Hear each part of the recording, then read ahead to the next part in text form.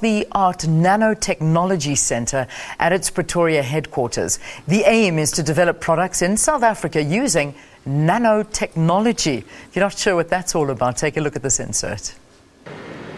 This state-of-the-art nanotechnology facility at the CSIR aims to assist the industry in improving and developing new technologies and processes. So what is nanotechnology?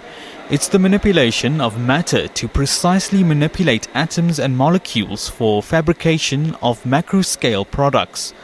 The facility seeks to address the country's plastics industry deficiency, generally characterized by a lack of technological development. These are industrial scale machine. Okay, so if you go to the industry, you'll see this kind of machine.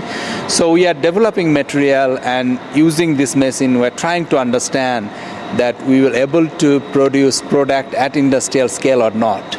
The centre also assists in making chemicals more stable and longer lasting. We develop number of cosmetics products, to make cosmetic more stable. Let's say a couple of products, cosmetic, if you keep, in your house or home, after a couple of months, you can say that from white it got, brown color. So we solve a couple of problems using nanotechnology. In this building, the scale of production is significantly increased. This building, one of the main part of the nanotechnology to develop new and novel nanostructure materials, okay? And here, actually, in that we are synthesizing, let's say, 1 gram to 2 gram to 5 grams, And this building, we are actually scaling up our nanostructure materials from 1 gram to 200 kilograms. Okay, so here is you can see that facility we put together here. This is the, you can say that chemical processing technology we developed by ourselves. It's a whole technology by ourselves, materials also ourselves. So here we are actually scaling up nanostructure materials to the industrial scale, because if you want to take your materials to the industry, you cannot go industry with 1 gun. You have to go with the industrial, at least 25 kilograms or more. Well, as you've just seen in that insert, it's no secret. We live in an era of rapid technological evolution. And if the laws of nature are anything to go by, it seems it's survival of the fittest. You either adapt or die. So how is South Africa and the African continent at large adapting to this rapid advancement of technology? How are we faring as compared to our global counterparts? And what is the role of innovation in the development of the African continent? Well, I'm not going to give you all those answers. That's why I have my guests with me this morning. They are experts in this particular field. I'm joined by the Director General in the Department of Science and Technology, Dr. Phil. Yes, he's Dr. Phil Mjwaha, as well as Dr. Marshall de Paul Ikunga. He's the AU Commissioner for Human Resources and Science and Technology. Gentlemen, a huge pleasure to have you with us this morning. Good morning. Let me start with you, Doc, and speak about the richness of the African continent. We have resources, we also have innovators and great thinkers. I mean, history will tell you that. But now we see there's a lot of what is called the brain drain, where we're losing those thinkers, those innovators, those scientists to developed countries. What is the problem, and how do we plug that drain? The brain drain is a very, very big issue for our continent.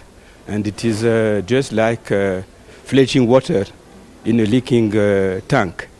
And I think that most important for our continent is to bring a good environment, a right environment for our researchers, like working and living better condition. It will be very, very important, because they are going away because they don't have this condition in our continent.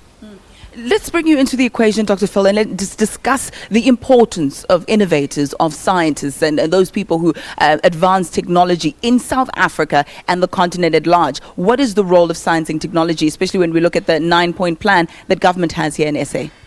Well, we have put a lot of emphasis, on science, technology and innovation, and we are extremely delighted that the NDP has also identified STI, science, technology and innovation, as an important enabler for growth in South Africa.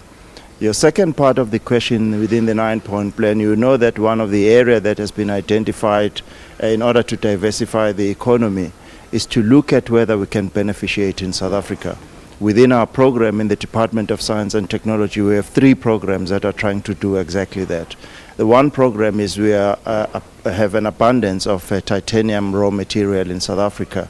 Most of us don't know that titanium is a material that is used in our bodies when we do heat replacement, and therefore we need to find a way of taking the raw material and be able to produce material that will be used in hip replacement. It's an important material industrially. A lot of aeroplanes these days are moving away from steel into titanium, and at the CSIR we have put massive investment and infrastructure in developing the next generation of titanium aerospace products in South Africa. So that's one area in the 9-point plan that has been identified in order to diversify the economy. The second one is in the area of small, medium and enterprises.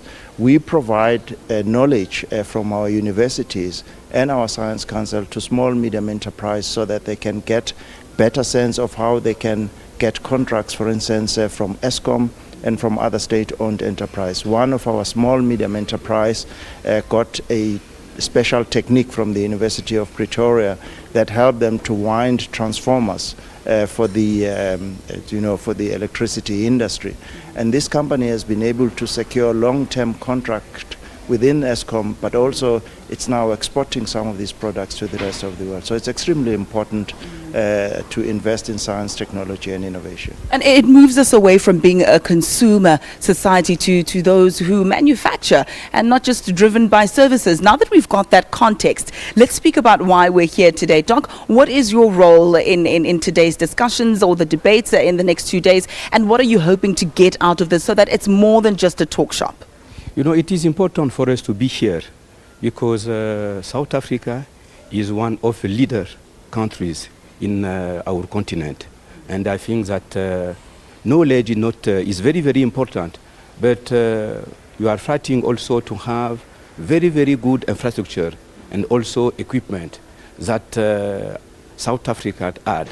And it is important for us. And we come here also to see how to share all this experience with all the African continents. That is very, very important. And also at the level of African Union, we have put on the continental strategy of science and technology and innovation. And I think that it will be for us a big occasion here to have at the level of our one country something like implementation of this CSIR, and will show through all the countries in the continent how they can move on to bring the science and technology, because it is make a big difference in the development of our country if we can bring the knowledge and this infrastructure I told, and also to know that now it is time for Africa also to be one of intellectual and science innovative. Here. Thank you so much, gentlemen, for joining us. We have run out of time. I'm the only one who's left out without a DR in front of my name. I'm going to go and work on that. And if you think science and technology is something that's au fait and far away, think of your GPS and how lost you would be without it. That's a practical application of science, technology, and innovation. So I'll let you think about that and take a quick ad break. We'll be back with more in just a moment. Stay with us.